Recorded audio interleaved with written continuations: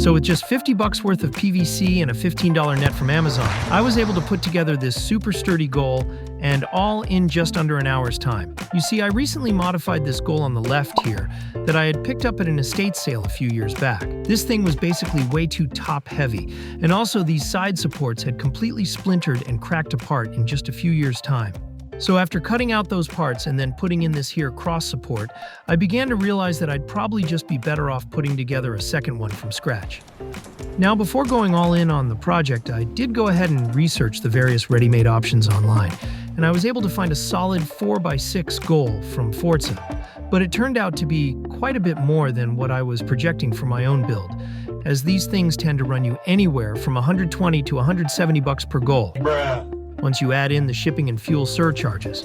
So for today's video, I'm going to go through exactly what you'll need to buy, along with to what length everything needs to be cut, as well as walk you through each step of the build so you too can DIY this backyard goal, and all for a fraction of what you'd be spending online. But before we get to the details, if you find this type of content useful, please take a moment to hit that like button and consider subscribing, as it really helps out the channel, but not if you have a money allergy. Guys, let's get real for a minute. If your money allergy has developed into a full-blown savings deficiency syndrome, then you're going to want to abstain from watching any more content, as these vids are juiced with more savings than The Rock's biceps on leg day. So before we go any further, we strongly recommend that you do not, I repeat, do not hit that subscribe button. All right, let's get right into it. So I ended up purchasing 3 10-foot pieces of Schedule 40 PVC from Home Depot, along with 6 of the 90-degree elbows, and then a couple of T-fittings, and everything in the 1¼ inch diameter. Now, since I wanted to be able to glue mine together, I also picked up a can of PVC cement, which you can probably find online for a bit cheaper. Oh, and that net that I mentioned earlier, you might be able to find a slightly less expensive one on Amazon, but I ended up going with this $15 one made by Franklin, as I figure it'll likely be sold for a while into the future, should I need to replace one of these nets a little down the line.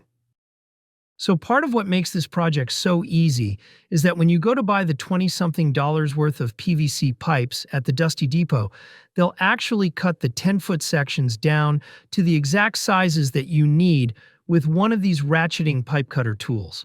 This way you can fit everything in your car, and you also don't need to do any cutting when you get home. It's like they're literally doing half the project for you before you even bring home any of the materials. So anyway, I went ahead and measured everything out and marked it onto the diagram so you can get all the cuts out of just 3 pieces. Go ahead and screenshot the video here before heading to the store. Just be sure to bring a tape measure and a Sharpie to mark out your cuts, and you should be good to go. And for you more visual builders, here's a quick look at how everything will eventually fit together. Nice. Ah, heck. What do you say we go ahead and watch this in real time?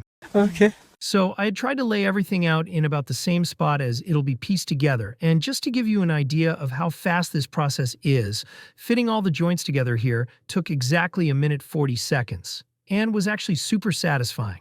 Kind of like doing giant Legos for adults or something.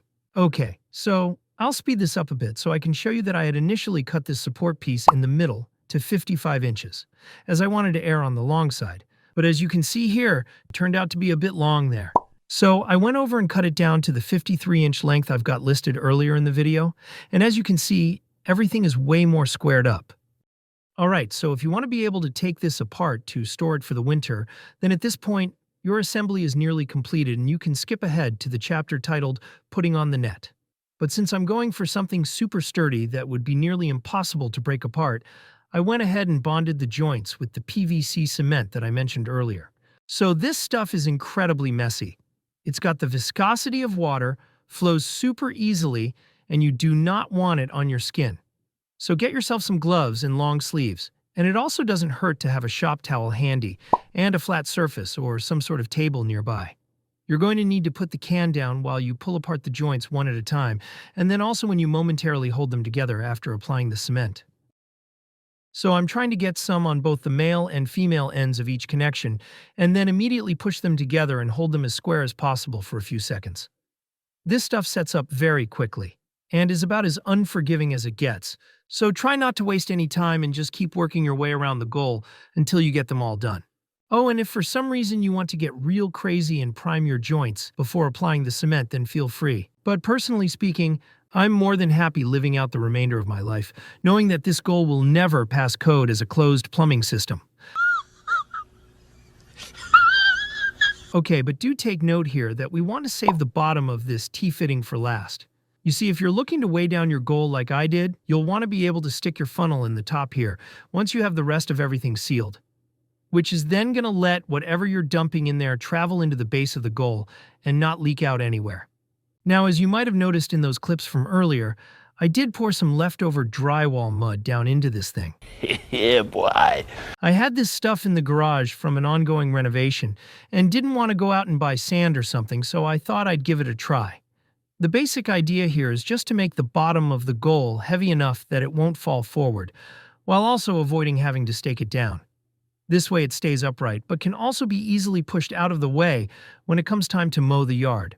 Alright, so after cementing this last joint and squeezing it together for a bit, we should be ready to throw the net on there and call it a day. So as you'll see once I get the whole thing on here, this net from Franklin, that I'll link in the description by the way, fits really well given the size at which I've cut everything. It also comes with a ton of these Velcro straps, into which I initially tried to sort of weave the nylon net, thinking I'd get a better connection. So after attaching around 25 of these, and also taking care to snug in the corners really well, I decided to put these straps to the test and unfortunately was less than happy with the result. Bruh. So at this point, I went ahead and reattached all the broken ones, so that the nylon was fully underneath, but the hold actually turned out to be even worse, before eventually coming to terms with the fact that I would have to go out and buy some zip ties if I wanted to really make this thing indestructible. So here we are on day 2 after a quick trip to Harbor Freight, who actually had a 100-pack of these on sale for $1. And you can see I'm applying them over top of each of the Velcro straps, tightening them down, then scoring the back of the tied part, and then twisting it to break it off and leave it flush there on the top. Take special care to not cut these with any sort of residual sticking out, as these things can get wicked sharp.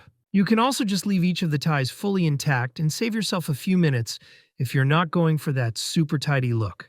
And speaking of that super tidy look, I should also mention that I added a few on each of the corners, just to make sure we'd keep a tight top line and also remove any excess slack from the sides. Alright, so with all the zip ties in place, we were ready for the moment of truth. Drumroll, please. And you can see that even when absolutely rip-sticking it from point-blank range, and with the net stretched just about as tight as we can get it, all of our straps and zip ties are still super secure. Now, if you want the ball to get caught in there a little better, I'd recommend not wrapping the net around the front of the bar like I've done, and maybe going without those last 4 zip ties that I put into the corners. But what you see in front of you is going to give you that clean look and a nice amount of recoil. It's sort of a cool bonus feature, giving you a built-in ball return for any solo practice sessions. So that's it for this one. And like I mentioned earlier, I'll go ahead and throw links for everything in the description below. And let me know in the comments if I should grab a line striper off Marketplace so that we can finally give the neighbors a front row seat to the Backyard Champions League. See you next time. Thanks.